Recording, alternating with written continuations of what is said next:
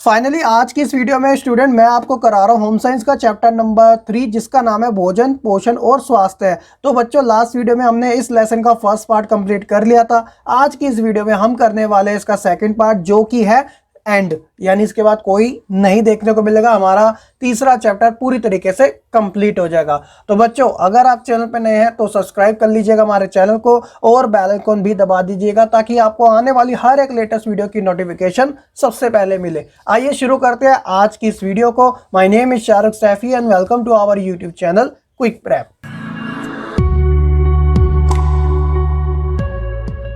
तो बच्चों आज का जो हमारा टॉपिक है वो डायरेक्टली आपसे जुड़ा हुआ है, यानी कि किशोरावस्था से, जिसे एडोलसेंस कहा जाता है। और ये कब से कब तक के बीच की होती है? लास्ट वीडियो में मैंने आपको बताया था 13 से 19 साल, यानी 13 to 19। तो इसलिए टीनेज भी इसे कहा जाता है क्योंकि जिस एज के पीछे टीन लगता है तो वो टीनेज कहलाती है। तो आप अगर 13 से 19 देखोगे तो सब में टीन लिखा आता है, ठीक है। तो देखिए क्या बात की जा रही है इसमें। सबसे जो हमारा पहला टॉपिक है वो है किशोरावस्था के अंदर जो आहार है, यानी जो डाइट है, उससे संबंधित पैटर्न किस प्रकार का होना चाहिए। आइए जानते हैं इसी के बारे में। किशोर और किशोरियों यानी कि जो मेल और फीमेल है इस एज के अंदर, उनकी जो फिजिकल ग्रोथ होती है ना, यानी कि जो शारीरिक वृद्धि होती है, उसके अंदर डिफरेंट देखने को मिलता है। और इन्हीं डिफरेंट के कारण उनकी जो पौष्टिक आवश्यकताएं होती है न्यूट्रिएंट से रिलेटेड, वो भी अलग अलग होती है। तो एक खास बात यहाँ पर मैं सिर्फ किशोर शब्द का ही यूज करूंगा जो कि मेल फीमेल दोनों के लिए होगा, ठीक है। तो यदि किशोर अपने खान पान संबंधी आदतों को सुधार ले तो वह कई रोग जैसे कि ओबेसिटी यानी कि मोटापा, हृदय रोग, मधुमेह जिसे डायबिटीज कहा जाता है, और कैंसर आदि से बच सकता है। अक्सर हम ये देखते हैं कि इस एज के अंदर जो किशोर होते हैं वह निर्धारित मात्रा से कम मात्रा में विटामिन ए, लौह तत्व और कैल्शियम लेते हैं, और इन्हीं के कारण उनके अंदर डिफरेंट टाइप की जो प्रॉब्लम्स होती है वह क्रिएट होने लग जाती है। खासकर जो इस एज के बच्चे होते हैं वह अधिक मात्रा के अंदर वसा यानी फैट और शर्करा यानी कि शुगर, सोडियम और प्रोटीन अधिक लेते हैं। आप में से भी ऐसे बहुत बच्चे हैं जो कि चाइनीज फास्ट फूड कितना पसंद करते हैं, और ऊपर से जो वेस्टर्न कल्चर के फास्ट फूड है जैसे बर्गर हो गया, KFC हो गया, मैकडी हो गया, ये सारी चीजें किसे पसंद नहीं है? हर किसी को ये पसंद है। एक तो टेस्टी होती है, ऊपर से काफी अट्रैक्टिव होते हैं, जिससे इस एज के जो बच्चे वो ज्यादा लेते हैं। तो इसी के कारण जो डिफरेंट टाइप की बच्चों को प्रॉब्लम होती है वो इससे ही जुड़ी हुई होती है। तो इसलिए किशोरों को खासकर आहार का निर्धारण करते समय कुछ बातें जरूर याद रखनी चाहिए ताकि उनकी हेल्थ के ऊपर गलत इफेक्ट ना पड़ सके। अब वो कौन कौन सी है? तो देखिए पहली है पौष्टिक और संतुलन भोजन होना जरूरी है। अब ये कहां पे मिलेगा? ये आपको ग्रीन वेजिटेबल में ज्यादा देखने को मिलेगा, और ग्रीन वेजिटेबल का जब नाम आता है तो बच्चे वैसे ही इसे छोड़ देते हैं। लेकिन जब बात आती है चाइनीज फास्ट फूड की तो हर कोई उसे लेना चाहता है, ज्यादा लेना चाहता है। तो ये जो चीजें होती है वो कंट्रोल में होना काफी ज्यादा जरूरी है। इंटरेस्ट के अकॉर्डिंग आपका जो डाइट है ना उसकी इंपॉर्टेंस काफी ज्यादा हो जाती है। देखिए अगर आपका इंटरेस्ट जो है वो चाइनीज फास्ट फूड में, वेस्टर्न कल्चर के फास्ट फूड में ज्यादा है तो आपको वैसा ही डाइट काफी अच्छा लगेगा। लेकिन अगर आप इन चीजों को अवॉइड करोगे और आपका जो मनपसंद खाना होगा वो ग्रीन वेजिटेबल से जुड़ा होगा, खासकर जो घर का बना भोजन होता है, तब क्या होगा? आपकी हेल्थ भी ज्यादा बेटर रहेगी, आप सेफ रह सकते हो। तो इसलिए आपके इंटरेस्ट के अकॉर्डिंग जो डाइट है उसकी जो इंपॉर्टेंस है वो ज्यादा बढ़ जाती है। उसी तरह तीसरा है ऊर्जा पे अत्यधिक ध्यान देना। अगर एनर्जी है तो व्यक्ति है, विदाउट एनर्जी वह कुछ काम कर ही नहीं सकता। देखिए जब आप कभी फुर्तीले होते तो आपका भी मन करता है ये करूं वो करूं, लेकिन जब थकान से भरे होते हैं तो कोई भी चीज करने का मन नहीं करता, फिर चाहे वो आपकी कोई फेवरेट चीज ही क्यों ना हो, गेम वेम। और उसी तरह प्रोटीन के उत्तम स्रोत का होना, लौह तत्व अत्यधिक सेवन करना, विटामिन की आवश्यकता होना, भोजन में पर्याप्त तरल पदार्थ होना यानी लिक्विड से जुड़े जैसे जूस हो गया, और जो ऑयली फूड होते हैं तले हुए उनसे दूर रहना, मिर्च मसाले वाले से। आहार में अधिक रेशेदार पदार्थ जैसे कि कच्ची सब्जियां, फल, सलाद इत्यादि इनका सेवन ज्यादा करना। अक्सर बच्चों में ये देखने को मिलता है कि वह सुबह का खाना नहीं खाता, लेकिन सुबह का जो खाना होता है वो जरूरी होता है क्योंकि पूरे दिन की एनर्जी बनाए रखने के लिए अगर आप मॉर्निंग का ब्रेकफास्ट अच्छे तरीके से करते हो तो आपकी जो एनर्जी है वो पूरे दिन कायम रहेगी। लेकिन बच्चे छोड़ देते हैं और वो खाने का जो उनका सिस्टम होता है वो अलग अलग टाइम का होता है, जिसके कारण हमेशा बच्चे के माइंड में भी और उसका जो शरीर होता है वो लेजीनेस होता है। अगर बॉडी के अंदर एनर्जी नहीं होगी तो जो माइंड है वो अच्छे से काम नहीं कर पाएगा, तो आप स्टडी कहाँ से कर पाओगे इन चीज़ों के बारे में। तो इसलिए जो मॉर्निंग का ब्रेकफास्ट होता है वो हर बच्चे के लिए ज़रूरी है, बच्चों के लिए क्या बड़ों के लिए भी ज़रूरी है। तो बच्चों ये था ध्यान देने वाली बात है कि जब आप अपने डाइट का सिलेक्शन करते हो तो उसको करते समय कुछ चीज़ें आपके माइंड में होना ज़रूरी है ताकि आप इन चीज़ों के ऊपर इम्प्लीमेंट यानी अमल कर सके। तो आई होप कि आप बच्चे अच्छे से इसके बारे में समझ चुके होंगे। अगला जो है वो है किशोरावस्था में जो पोषण यानी जो न्यूट्रिशन है उसको प्रभावित यानी इन्फ्लुएंस करने वाले जो फैक्टर यानी जो कारक है वह कौन कौन से है, आइए जानते हैं उनके बारे में। तो पहला है परंपरागत भोजन पर निर्भर करना। तो इसका क्या मतलब है कि क्या होता है कि निर्धनता और अज्ञानता के कारण किशोर जो होते हैं वो मौसम के अनुसार पौष्टिक भोजन का चुनाव नहीं कर पाते और इस कारण वह अपने परंपरागत भोजन जो पहले से ही चलता आ रहा है उसके ऊपर डिपेंड होते हैं। उसी तरह संतुलित आहार यानी कि जो बैलेंस डाइट होती है उसके अंदर भी कमी देखने को मिलती है। और सबसे बड़ा रीजन ये भी माना जाता है जो विज्ञापन यानी जो एडवर्टीजमेंट है और जो मित्र यानी कि जो फ्रेंड्स है उनका भी इफेक्ट पड़ता है बच्चों के ऊपर। और चौथा है व्यस्त दिनचर्या, कहने का मतलब बिजी शेड्यूल।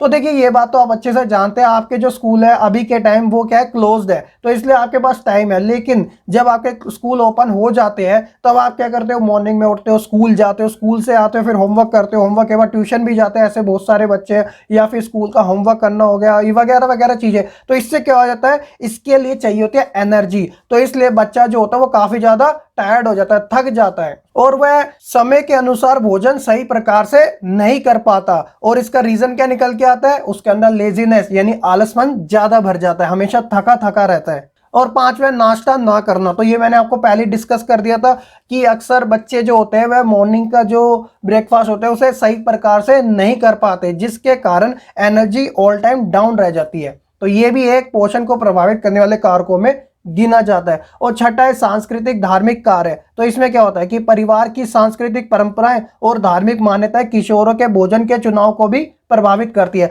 अब ऐसा तो है नहीं आप जिस फैमिली में हो वहां पे नॉन वेज नहीं कहा जाता, तो यहाँ आप इन्फ्लुएंस होते हो उस चीजों से, क्योंकि आपकी फैमिली में जो नॉन वेज है वो पूरी तरीके से बैन है। लेकिन भाई दूसरी फैमिली में क्या है, वहां पर चल सकता है, तो बच्चा खा सकता है। तो इसलिए सांस्कृतिक और धार्मिक जो कार्य होते हैं वो भी प्रभावित करते हैं पोषण को। अनियमित रूप से भोजन करना यानी कोई टाइम ही नहीं है, आप सुबह का खाना दोपहर खा रहे हो, दोपहर का शाम को, और शाम का आता पता ही नहीं है।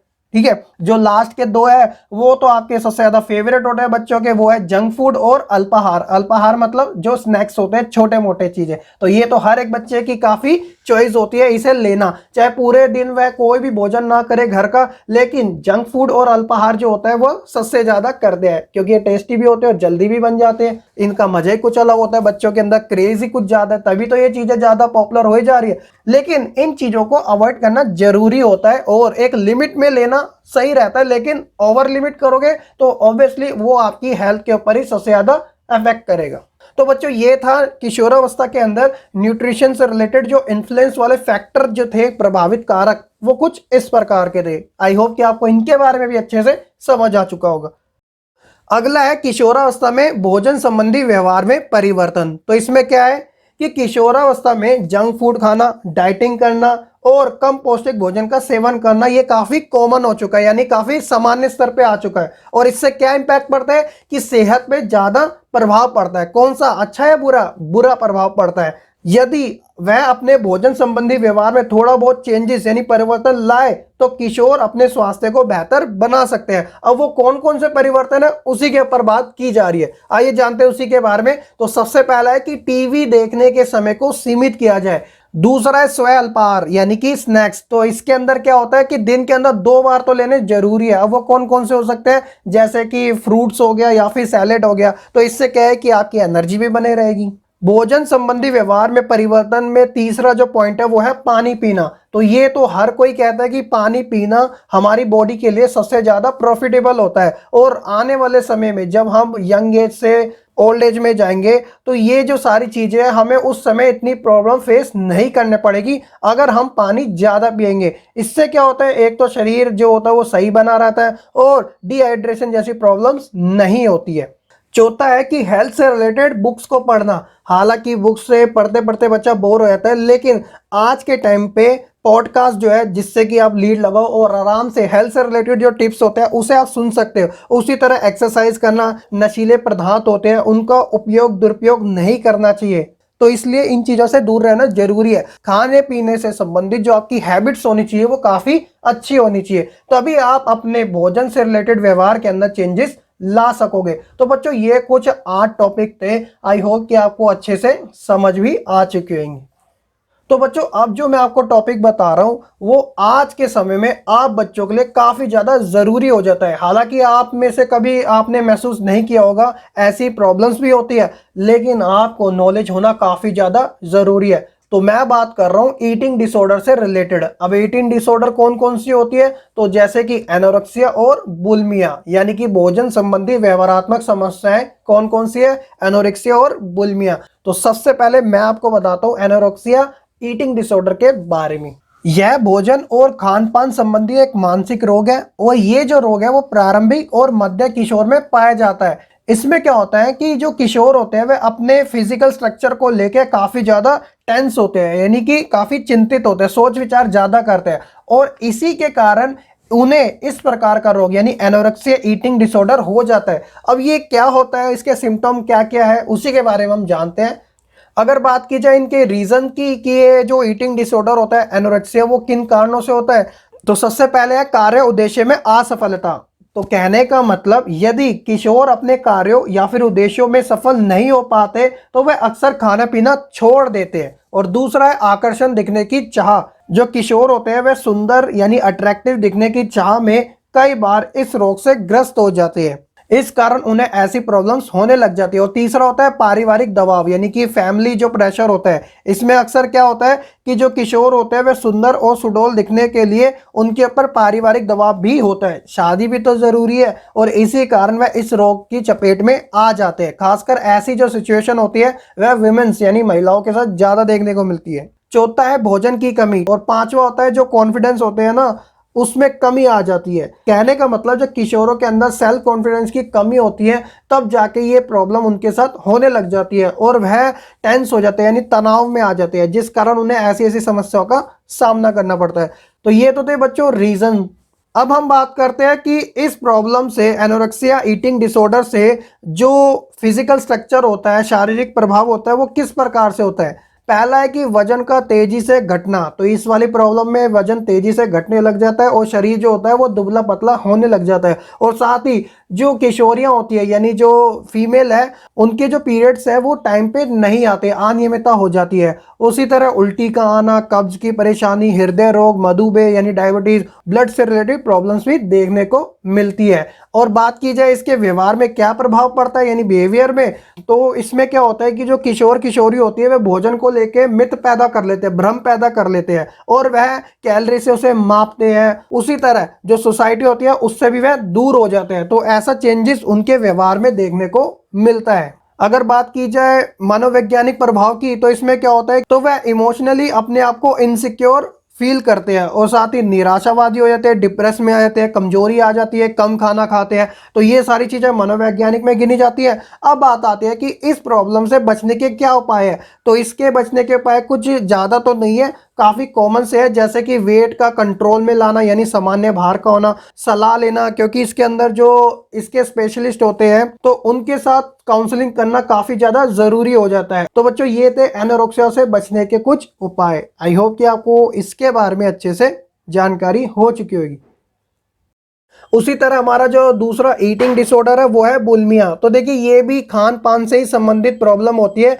इसमें क्या होता है जो किशोर होता है वो बहुत ही अजीब और अस्थिर व्यवहार करते हैं। कभी वह ज्यादा खाते हैं और वह दूसरे ही पल कम खाने का प्रयास करते हैं। भोजन के बाद उल्टी करना यानी वॉमिटिंग करना, और दवाइयां लेना, मेडिसिन लेना, व्रत रखना यानी फास्ट रखना जैसे तरीके को अपनाते हैं। खासकर ये जो रोग होता है वह मिडिल क्लास फैमिली में या फिर उच्च फैमिली की महिलाओं में ज्यादा देखने को मिलता है। तो सबसे पहले इसके रीजन के बारे में जानते हैं। तो इसमें क्या होता है कि इसमें जो एक्चुअल जो बॉडी है ना उसको लेकर काफी टेंस होते हैं, जिस प्रकार एनोरेक्सिया में होते हैं। निराशाजनक की परिस्थिति का सामना भी नहीं कर पाते, यानी कि जो कॉन्फिडेंस होता है उसमें कमी देखने को मिलती है और ऊपर से शारीरिक रूप से दबाव भी देखने को मिलता है। अगर बात की जाए इनके सिम्टम की, ये लक्षण कौन कौन से हैं, तो इसमें खाने की जो इच्छा होती है, जो डिजायर होते हैं, वो अनियंत्रित होते हैं। इसी प्रकार इसमें वजन का घटना और बढ़ना लगा ही रहता है। और एक खास बात ये भी होती है कि जो दांतों के ऊपर परत लगी होती है जिसे एनिमल कहा जाता है, वो भी नष्ट हो जाती है इसमें। बात की जाए इनके मनोवैज्ञानिक प्रभाव की, तो डिप्रेशन में आ जाना, समाज से दूरी, अकेलापन, शर्मिंदगी, ड्रग्स और शराब का सेवन,